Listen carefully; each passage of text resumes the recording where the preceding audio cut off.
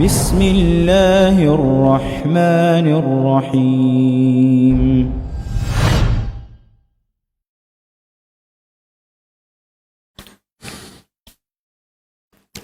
بسم الله الرحمن الرحيم السلام عليكم ورحمة الله وبركاته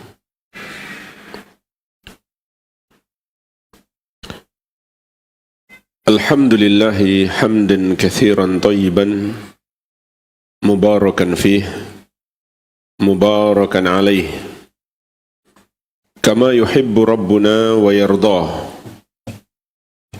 وأشهد أن لا إله إلا الله وحده لا شريك له وأشهد أن محمدا عبده ورسوله صلى الله عليه وعلى آله وصحابته أجمعين ومن تبعهم بإحسان إلى يوم الدين أما بعد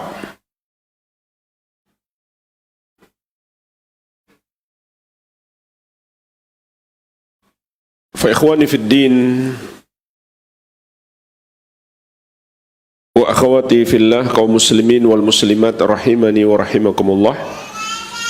Semoga Allah Azza wa Jalla senantiasa mencurahkan rahmatnya kepada kita sekalian. Kita lanjutkan pembahasan kitab At-Tauhid yang disusun oleh Syekhul Islam Al-Mujahidul Mujaddid Al-Imamul Allamah Al-Syekh Muhammad At-Tamimi rahimahullahu ta'ala rahmatan wasi'ah.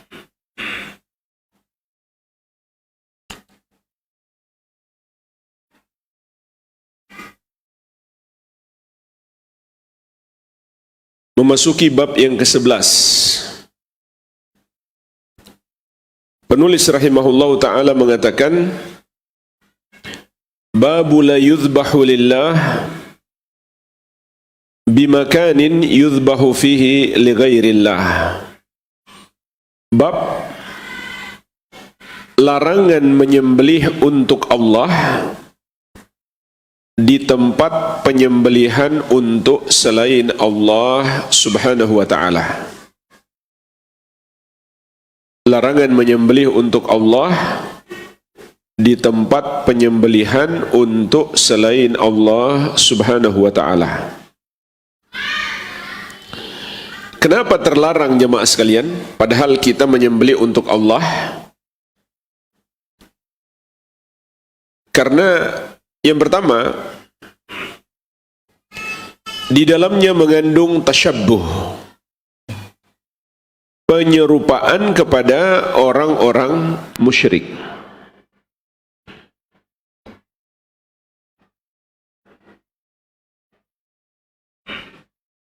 Karena tempat itu adalah tempat mereka menyembelih untuk selain Allah, sehingga apabila kita menyembelih di tempat tersebut, di dalamnya ada bentuk tasyabbuh, penyerupaan kepada orang-orang musyrik tersebut. Dan tasyabbuh, menyerupai orang-orang musyrik dalam semua ciri khas mereka terlarang di dalam syariat.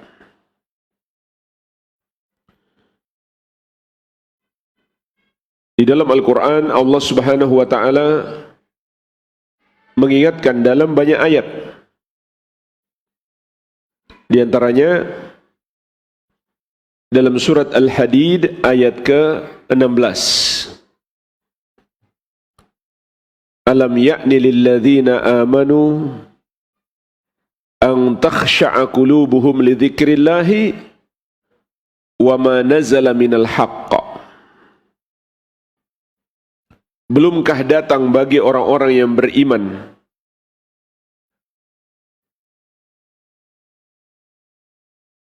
waktunya untuk tunduk kepada Allah,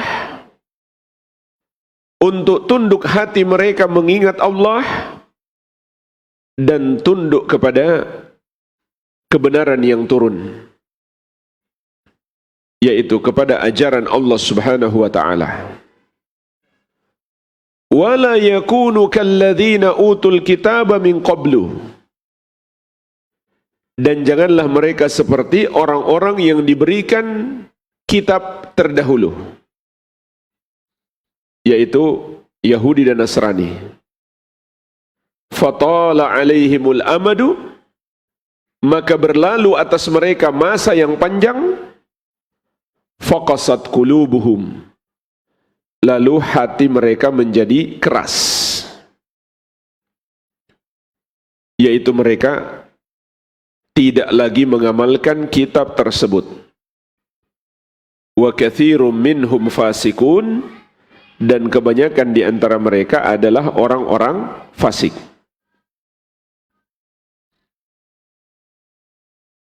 Jadi dalam ayat ini Allah Subhanahu wa taala mengingatkan kita, jangan seperti ahlul kitab. Sehingga Imam Ibnu Katsir rahimahullah dalam tafsir beliau mengatakan, nahallahul mu'minina ayatashabbahu bihim fi syai'in minal umur al-asliyah wal far'iyah. Allah melarang orang-orang beriman bertasyabbuh, bersikap latah, ikut-ikutan, menyerupai orang-orang kafir dalam masalah apapun, baik dalam masalah usul yang pokok dalam agama maupun furu' cabang-cabang dalam agama, bahkan termasuk dalam masalah adat kebiasaan seperti cara berpakaian ataupun potongan rambut misalkan. Apabila itu merupakan ciri khas orang-orang kafir, maka dilarang di dalam syariat.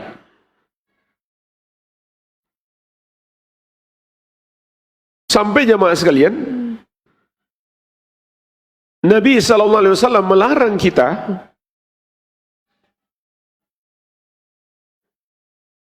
sholat di dua waktu. Pertama ketika matahari sedang terbit, yang kedua ketika matahari sedang terbenam. Padahal kan kita sholat sudah jelas-jelas menyembah Allah, tapi dilarang oleh Nabi SAW melakukan sholat di dua waktu tersebut. Kenapa? Kata beliau, hina idzin yasjudu lahal kuffar.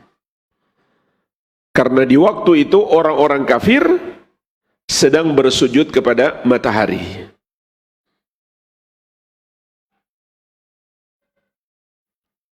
Ketika dikabarkan kepada Nabi SAW, orang-orang Yahudi mengagungkan tanggal 10 Muharram. Padahal Nabi SAW sedang berpuasa di tanggal 10 Muharram. Karena itu diagungkan juga di dalam Islam. Maka demi menyelisihi Yahudi, Nabi SAW bersabda, فَإِذَا كَانَ الْعَامُ الْمُقْبِلْ إِنْشَاءَ سُمْنَةَ تَاسِعٍ. Kalau begitu tahun depan insya Allah kita akan berpuasa juga pada tanggal 9 Muharram.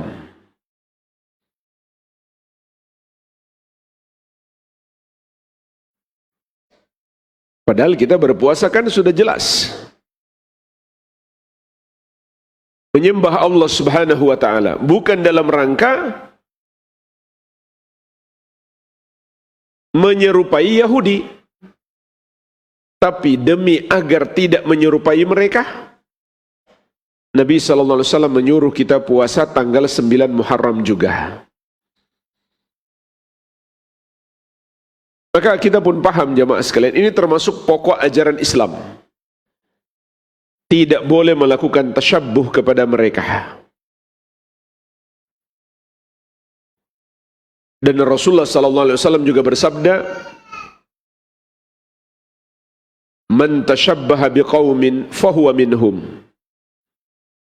Barang siapa menyerupai suatu kaum, dia bagian dari mereka. Dan apa dampak buruk tasyabbuh? Inilah alasan yang kedua. Mengapa kita dilarang menyembelih di tempat penyembelihan orang musyrik? Karena tasyabbuh itu menjerumuskan pada kesyirikan.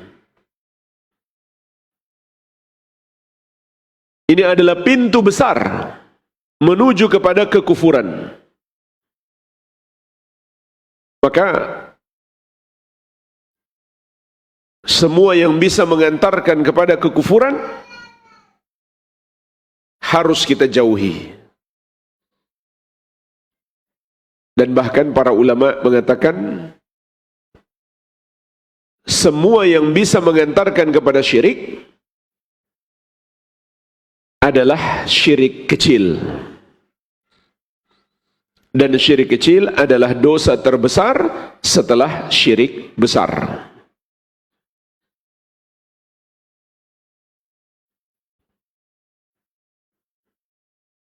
Kemudian sebab yang ketiga, mengapa dilarang kita menyembelih di tempat penyembelihan orang musyrik? Agar kita tidak secara langsung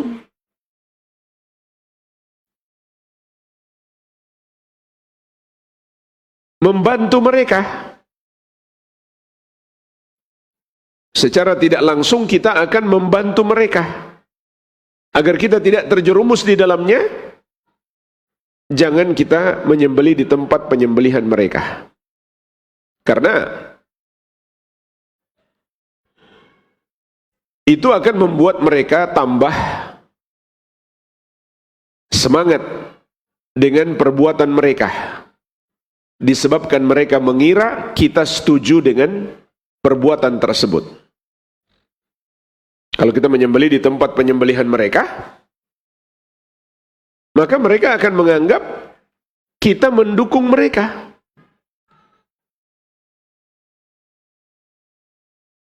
Sehingga secara tidak langsung kita mendukung mereka. Karena mereka akan tambah semangat dengan melakukan perbuatan mereka tersebut. Dan alasan yang keempat, mengapa dilarang menyembelih di tempat penyembelihan untuk selain Allah? Agar tidak membuat orang tersesat. Karena bisa saja ada orang-orang awam berdalih dengan perbuatan kita. Terlebih lagi kita dikenal di masyarakat sebagai orang yang semangat beragama.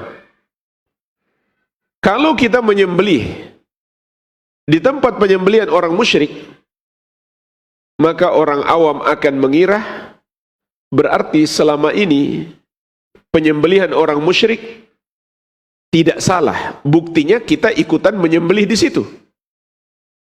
Kan orang awamnya nggak bisa membedakan. Apakah kita menyembelih untuk Allah atau untuk selain Allah? Dan niat itu juga ada di dalam hati kita, sehingga mereka nggak bisa bedakan. Jadi secara tidak langsung bisa saja kita menyesatkan orang tanpa kita sadari.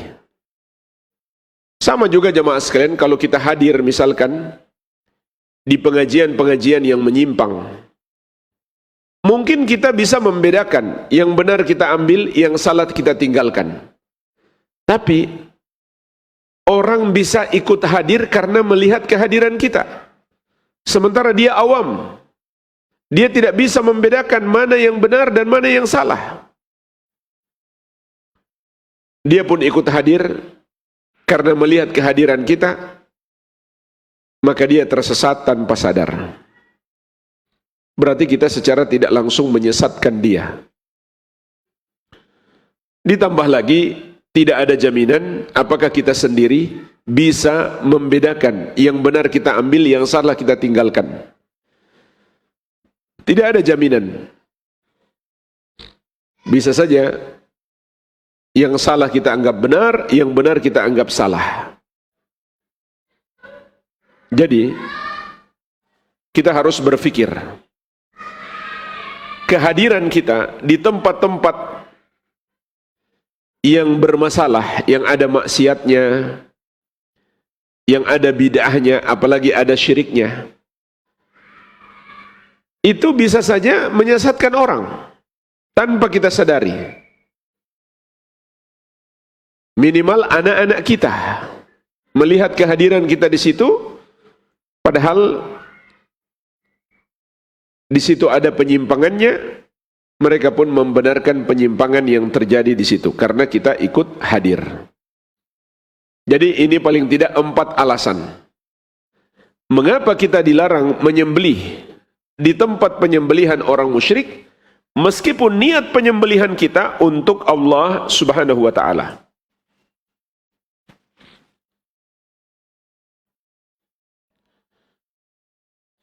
Di sini penulis rahimahullah menyebutkan 2 dalil saja. Yang pertama dari Al-Quran, yang kedua dari As-Sunnah.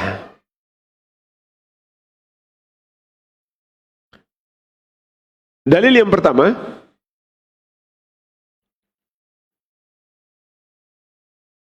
firman Allah Subhanahu wa taala, la takum fihi abadan. Jangan engkau solat di masjid itu selama-lamanya, wahai Muhammad. Yang dimaksud dengan masjid di sini adalah masjid diror. Diror artinya membahayakan. Kenapa masjid ini dinamakan masjid membahayakan? Karena masjid ini dibangun oleh orang-orang munafik. Lokasi masjidnya di dekat Masjid Quba. Dibangun oleh orang munafik yang dipimpin oleh seorang yang bernama Abu Amir. Dan ini atas saran orang-orang Romawi untuk dijadikan tempat pengintaian terhadap umat Islam.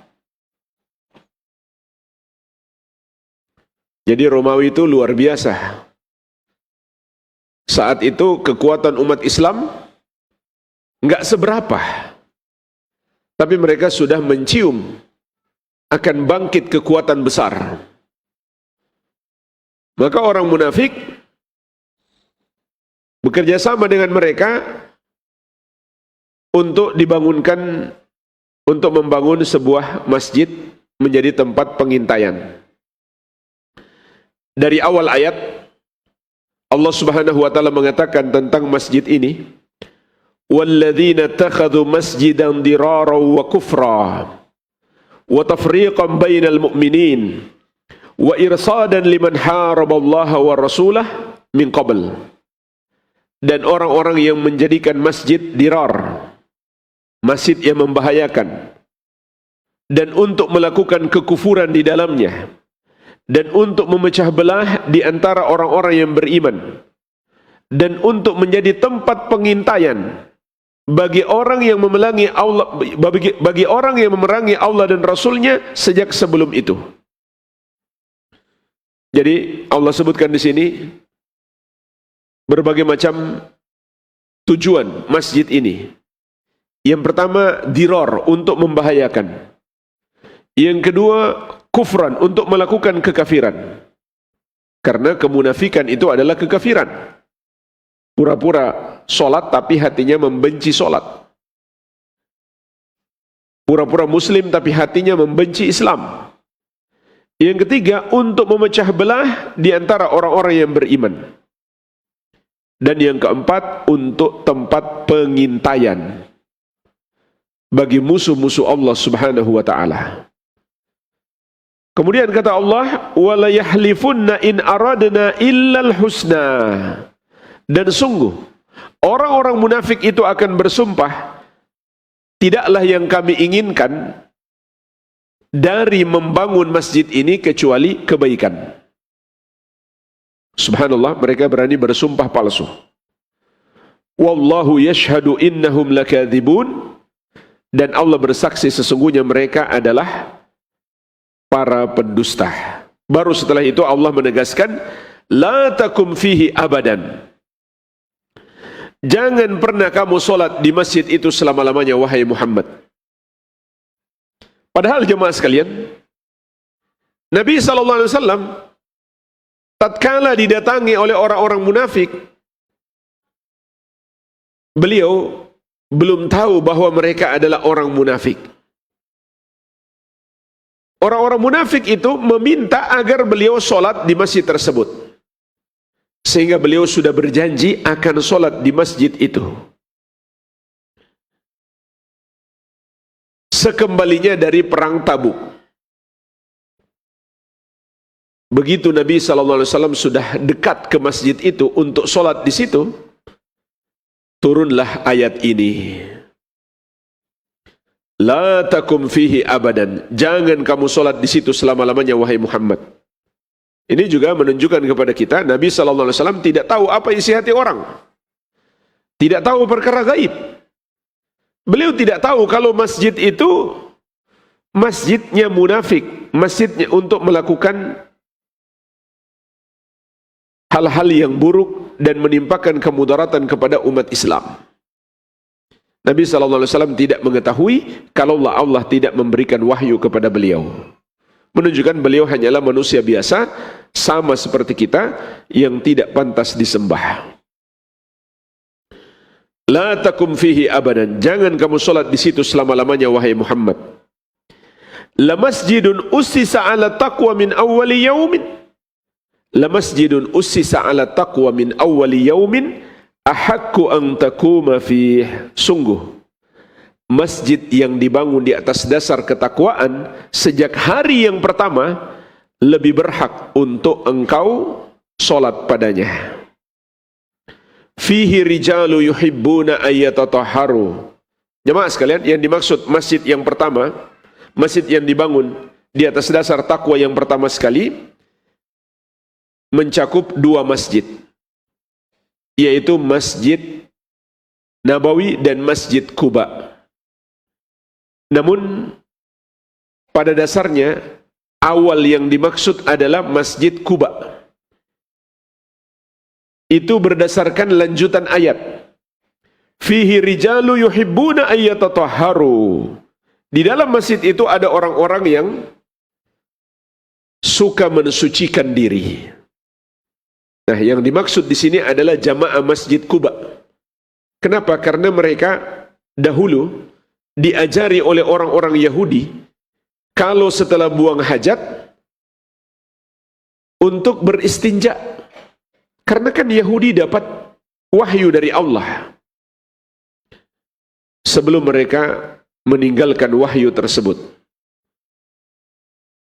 Sampai di masa Nabi SAW ada bagian yang masih mereka pertahankan, yaitu kalau setelah buang hajat istinja.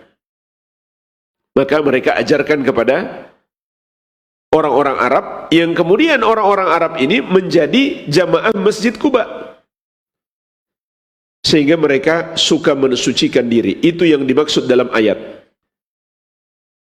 Di dalam masjid itu ada orang-orang yang suka mensucikan diri. Namun kata para ulama, apabila Masjid Quba adalah masjid yang dibangun di atas dasar ketakwaan sejak hari yang pertama, kalau begitu Masjid Nabawi lebih pantas lagi untuk dikatakan seperti itu, karena Masjid Nabawi lebih mulia daripada Masjid Quba. Sehingga maksud ayat ini mencakup kedua-duanya, Masjid Nabawi dan Masjid Quba. Allah menyuruh Nabi SAW untuk solat di situ saja. Dan Nabi SAW meskipun setelah dibangun Masjid Nabawi, beliau setiap pekan datang ke Masjid Quba. Kadang berjalan kaki, kadang naik kendaraan. dan seringkali beliau datang di hari Sabtu. Ini termasuk sunnah. Kalau kita sedang berada di kota Madinah, paling tidak sekali kita datang ke Masjid Quba untuk melakukan sholat 2 rakaat. Dan subhanallah sekarang dari Masjid Nabawi atau dari kompleks hotel ke Masjid Quba itu sangat mudah. Mau naik bis, mau jalan kaki juga bisa. Sekarang ada jalan yang khusus bagi pejalan kaki dari Masjid Nabawi ke Masjid Quba. Tempat khusus pejalan kaki terbesar di dunia.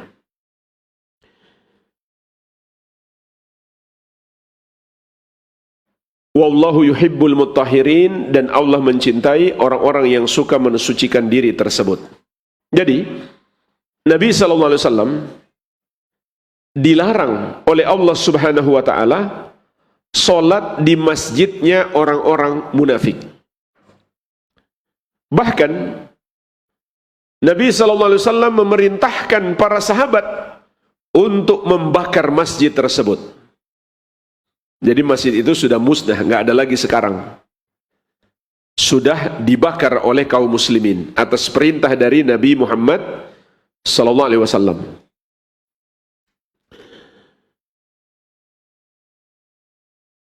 Lalu pertanyaannya jemaah sekalian, apa hubungannya ayat ini dengan pembahasan kita? Ayat berbicara tentang larangan sholat di masjidnya orang munafik. Sedangkan yang kita bahas adalah larangan menyembelih di tempat penyembelihan orang musyrik.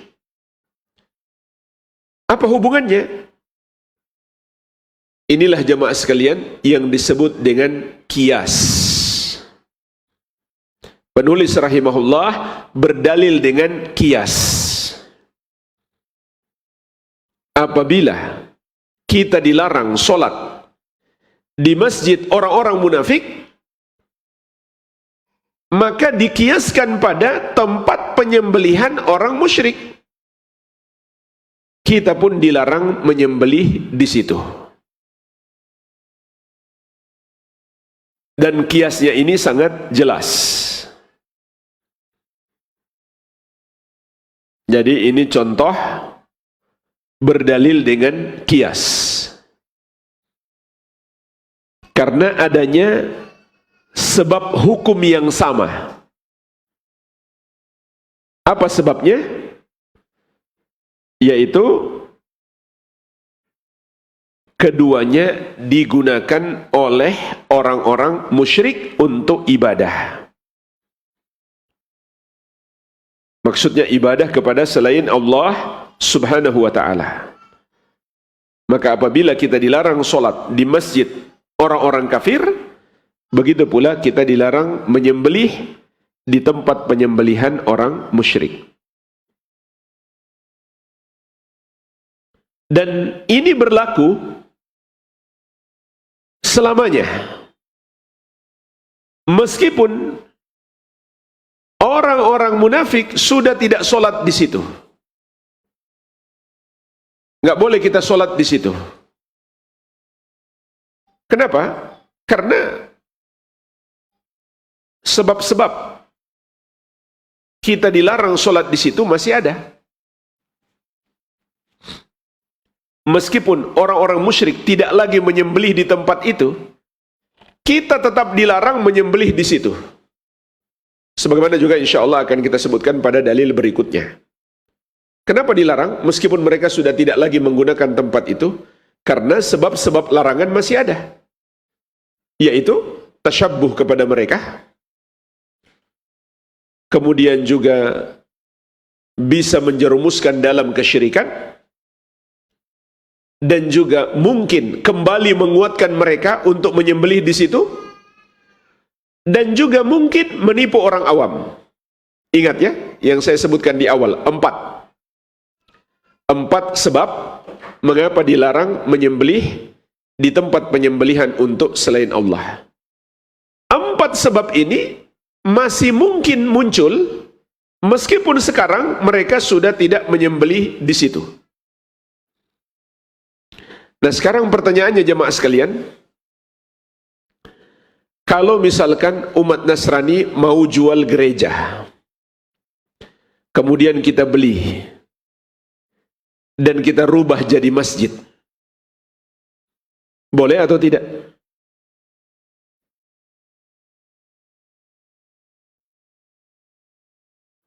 Jawabannya,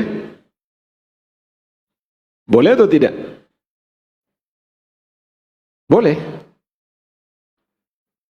Solat di masjid munafik saja nggak boleh loh. Jadi boleh. Kalau kita beli gereja, kita rubah jadi masjid, boleh tidak? Boleh? Kenapa boleh?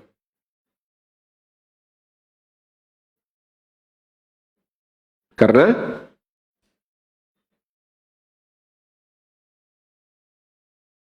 apa?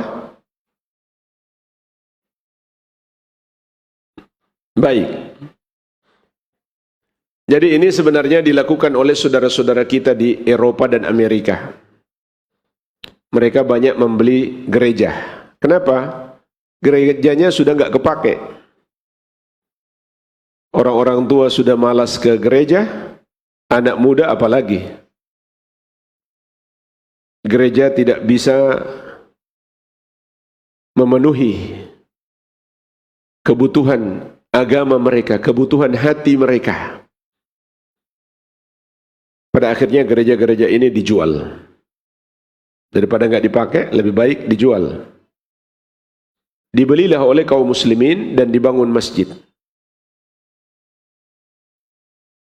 Dan hukumnya boleh. Tapi kita harus paham mengapa boleh. Karena cara solat orang Nasrani tidak sama dengan cara solat kita. Beda dengan cara solat orang munafik. Sama dengan cara solat kita. Sehingga masjidnya orang munafik nggak boleh selamanya. Tidak boleh selamanya kita solat di situ. Begitu pula penyembelihan orang musyrik untuk sesajen misalkan, itu kan sama juga dengan cara penyembelihan kita. Sama-sama menyembelih di leher. Umumnya seperti itu. Meskipun ada juga yang nggak sembelih. Hewan hidup-hidup dibuang ke laut. Tapi secara umum mereka juga menyembelih. Maka selamanya di tempat itu tidak boleh kita gunakan untuk menyembelih, meskipun kita niatnya persembahan kepada Allah Subhanahu wa taala. Baik. Jadi ini dalil larangan menyembelih di tempat penyembelihan orang musyrik berdasarkan kias terhadap larangan solat di tempat solat orang munafik.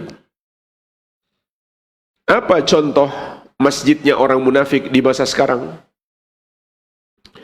Contoh masjidnya orang-orang Syiah. Jangan kita solat di situ selama-lamanya. Hanya saja untuk membakarnya itu bukan kewenangan kita, tapi pemerintah. Kita masuk dalil yang kedua. Ini dalil yang terakhir.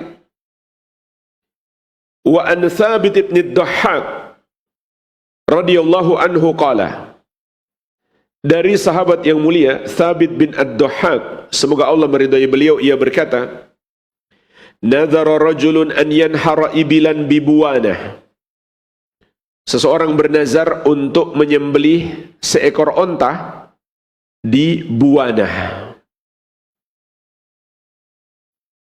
Fasa'ala Nabi sallallahu alaihi wasallam. Dia pun bertanya kepada Nabi sallallahu alaihi wasallam. Faqal, maka Nabi sallallahu alaihi wasallam bertanya, hal kana fiha wathanun min awthanil jahiliyati yu'bad? Apakah di tempat tersebut pernah ada berhala jahiliyah yang disembah?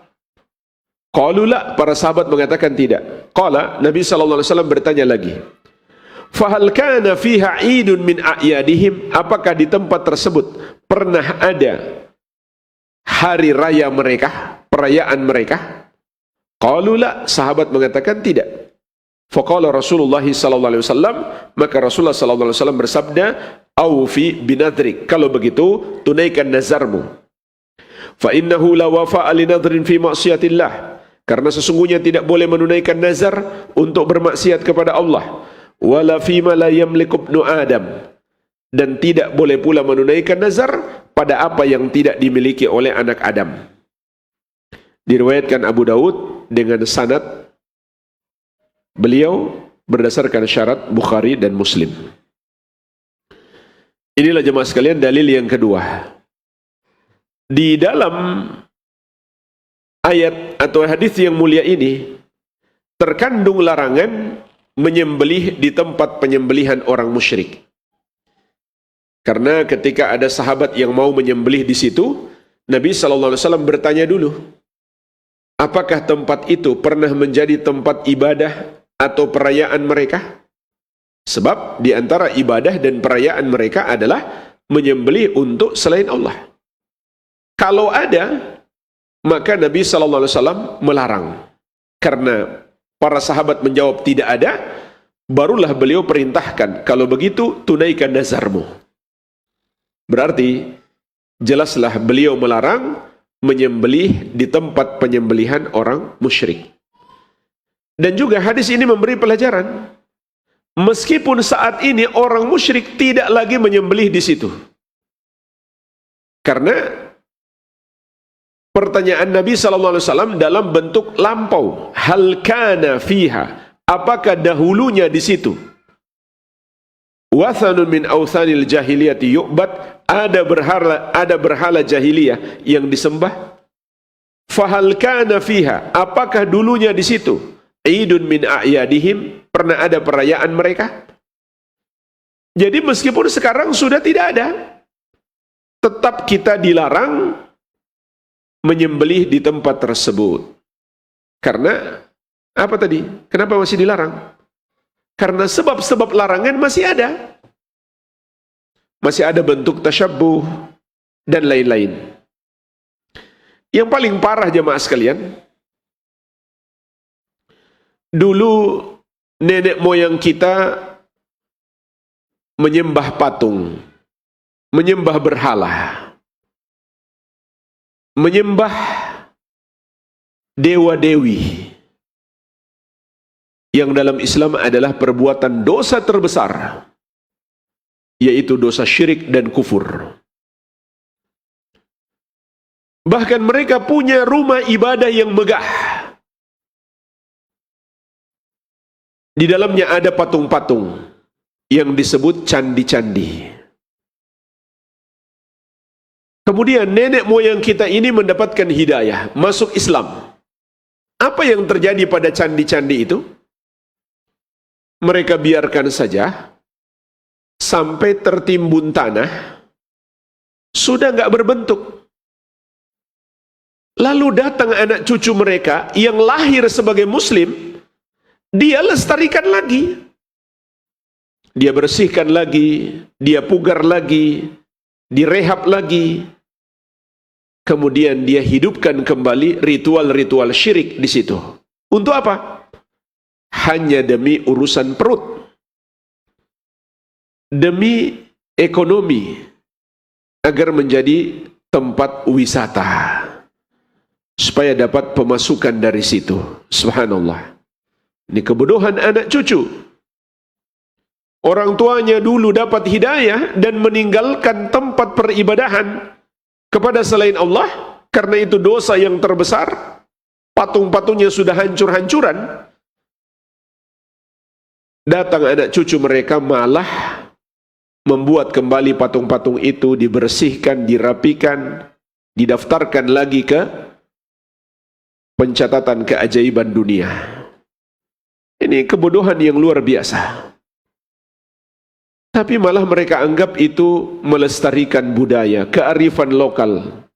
Subhanallah. Padahal itu adalah dosa yang terbesar. Dosa syirik, dosa kekufuran. Dan di sini jemaah sekalian, kita juga bisa memetik pelajaran bahwa tidak boleh kita datang ke tempat-tempat kesyirikan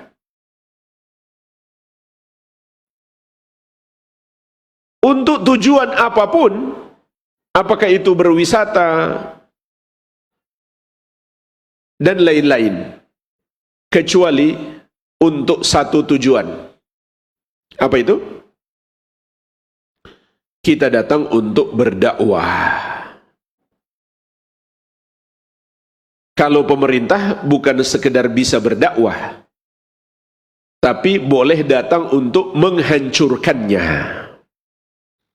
Sebab Nabi SAW memerintahkan kepada Ali bin Abi Thalib radhiyallahu anhu, alla tada'a timthalan illa tamastahu wala qabran musyrifan illa sawaitahu. Jangan kamu biarkan ada sebuah patung kecuali kamu hancurkan, dan jangan pula kamu biarkan ada kuburan yang ditinggikan kecuali kamu ratakan, yaitu kamu kembalikan seperti bentuk aslinya.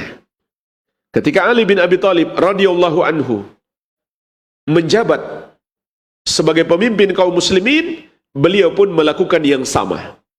Beliau perintahkan anak buahnya untuk menghancurkan patung-patung dan meratakan kuburan.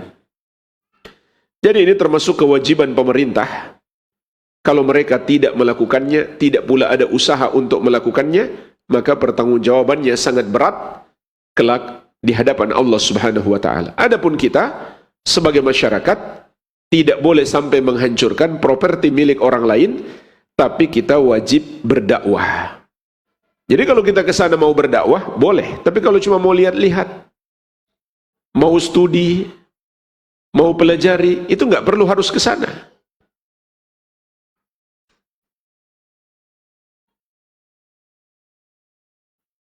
Jadi, hadis ini mengandung larangan mendatangi tempat-tempat orang berbuat syirik.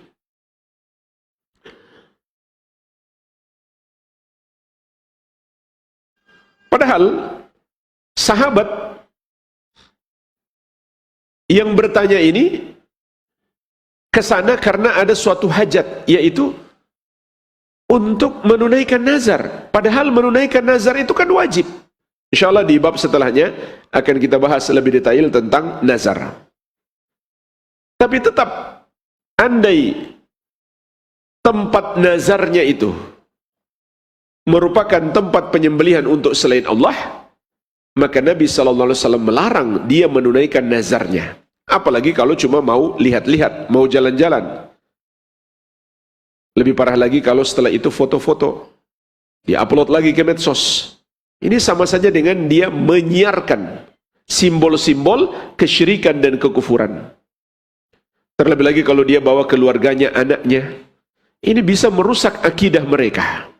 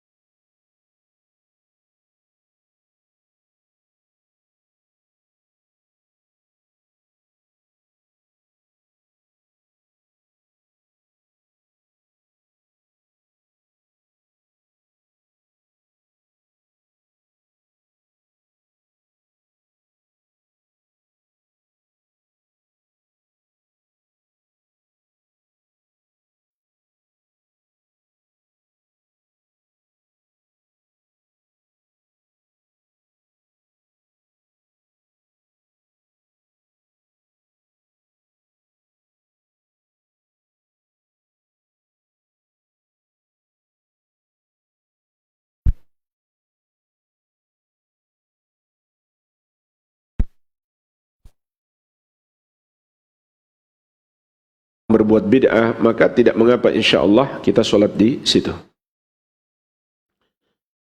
Adapun soal bacaan imam, maka kita lihat jika masih dalam batas bacaannya sah, ada kesalahan tapi kesalahan tidak sampai membuat bacaannya tidak sah, maka berarti masih boleh dijadikan sebagai imam. Tapi kalau bacaannya salah fatal sehingga membuat bacaannya itu tidak sah, maka tidak boleh kita sholat di situ. Wallahu alam. Tidak boleh sholat menjadikan dia sebagai imam, tapi cari imam yang lainnya. Wallahu alam. Ini ada pertanyaan kedua, Ustadz. Bismillah, Assalamualaikum Ustadz. Afwan mau bertanya bagaimana cara mendakwahi adik yang qadarullah sudah murtad. Adik sudah menikah dan sudah punya anak. Awalnya adik tidak mengakui kalau sudah keluar dari Islam. Baru-baru ini ditanya ternyata sudah bukan Islam lagi. Setiap kali di-share kajian Islam seperti sudah tidak bergeming, sudah ditegur dan didakwahi keluarga. Qadarullah masih belum sadar atau belum bisa. Bagaimana sebaiknya caranya Ustadz agar adik mau menerima kembali? Syukran, jazakallah khair. Wajib terus didakwahi dan lebih dikuatkan lagi nilai ilmiah kita dalam berdakwah. Atau mungkin kita bisa juga meminta tolong seorang ustadz untuk mendakwahinya agar lebih ilmiah, lebih dapat memahamkannya. Tidak mengapa juga kalau ada kajian tentang tauhid, dia diajak untuk mendengarkan. Dan juga berusaha melunakkan hatinya dengan cara berbuat baik kepadanya. Mungkin kita ngasih hadiah, tujuannya untuk melunakkan hati agar dia mau menerima nasihat kita. Dan terus ingatkan, selagi masih ada kesempatan hidup, segeralah bertobat kepada Allah Subhanahu wa taala.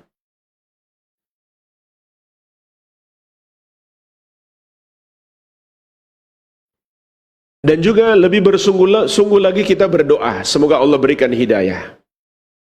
Dan yang paling penting kita ingat, tugas kita hanyalah berusaha. Hidayah di tangan Allah Subhanahu wa taala. Yang penting kita usahanya maksimal.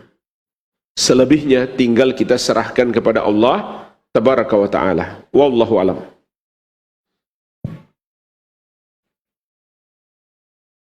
Baik, ini ada pertanyaan lagi Ustadz, karena masih ada waktu ya. Assalamualaikum warahmatullahi wabarakatuh. Izin bertanya Ustadz. Ustadz, saya mempunyai villa yang disewakan. Setiap ada yang mau menyewa villa selalu menanyakan ada karaoke gak? Kalau saya menyediakan itu bagaimana Ustadz? Dan sebaiknya saya harus bagaimana Ustadz? Syukron Ustadz. Yaitu sarana berbuat maksiat. Kalau kita sediakan berarti kita menolong dalam dosa. Allah Subhanahu wa taala telah mengingatkan kita, wala ta'awanu 'alal itsmi wal udwan. Jangan kamu tolong-menolong dalam dosa dan permusuhan. Maka kita akan ikut berdosa juga. Wallahu alam. Ini ada pertanyaan keempat Ustadz. Apakah boleh Ustadz menitipkan anak bayi yang berumur sekitar 4 bulan dititipkan sama orang Nasrani sebentar ketika saya pergi ke pasar atau ke tempat lainnya? Syukran Ustadz. Sebaiknya tidak dilakukan ya, karena faktanya bayi itu merekam loh. Bahkan belum lahir pun sudah bisa merekam. Masih dikandung ibunya, kalau ibunya rajin baca Quran, ayat yang sering dibaca oleh ibunya itu nanti mudah dihafalkan oleh si bayi. Karena dia sudah mendengar dari sejak dalam kandungan. Apalagi kalau sudah lahir. maka dikhawatirkan orang kafir itu menyebut atau membicarakan tentang kekufuran dan kesyirikan, lalu terekam oleh si bayi. Jadi sepatutnya dihindari. Wallahu alam.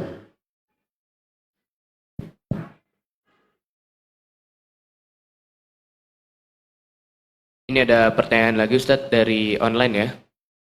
Assalamualaikum Ustadz, mau bertanya, Ana pernah mendengar terkait nazar, mungkin yang dimaksud hadis ya, janganlah bernazar karena nazar tidaklah bisa menolak takdir sedikit pun. Nazar hanyalah dikeluarkan dari orang yang pelit. Hadis riwayat Muslim. Mohon pencerahannya Ustadz, baiknya tetap bernazar atau tidak, karena tadi dijelaskan nazar adalah ibadah. Jazakallah khairan. Nazar itu ada dua. Nazar mutlak dan nazar muallaq. Yang disebutkan itu dalam hadis adalah nazar muallaq, yaitu dia bernazar karena ada suatu hajat. Misalkan saya bernazar untuk Allah, kalau saya diterima bekerja, saya akan bersedekah. Itu kan sedekah dari orang bakhil. Sudah dapat hajatnya dulu baru mau sedekah. Kalau tidak dia enggak sedekah. Maka nazar seperti ini minimalnya makruh. Tapi kalau dia bernazar tanpa ada suatu hajat di dunia yang harus Allah tunaikan dulu, maka itu tidaklah makruh. Itu dianjurkan. Contoh dia mengatakan, kapan saja saya punya harta, saya akan sedekah. Saya bernazar untuk Allah. Maka ini nazar yang dianjurkan. Tetapi dua macam nazar ini, kalau sudah terlanjur dilakukan, maka wajib ditunaikan. Dua-duanya wajib ditunaikan. InsyaAllah lebih detail kita bahas di bab yang akan datang.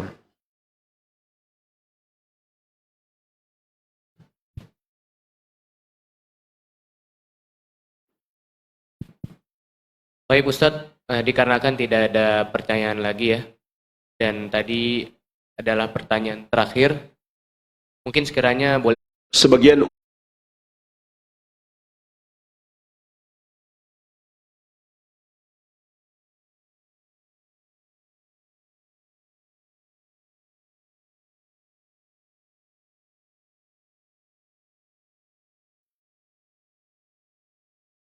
kalau begitu jamaah sekalian, kita pun paham betapa pentingnya menjaga tauhid. Karena tauhid adalah kunci keselamatan kita. Rasulullah sallallahu alaihi wasallam bersabda, "Man mata la yusyriku billahi syai'an dakhala al-jannah, wa man mata yusyriku bihi syai'an dakhala an-nar." Barang siapa mati dalam keadaan tidak mempersekutukan Allah dengan sesuatu apapun, dia pasti masuk surga. Dan barang siapa mati dalam keadaan mempersekutukan Allah dengan sesuatu apapun, dia pasti masuk neraka. Semoga bermanfaat. Wabillahi taufik. Subhanakallahumma bihamdik.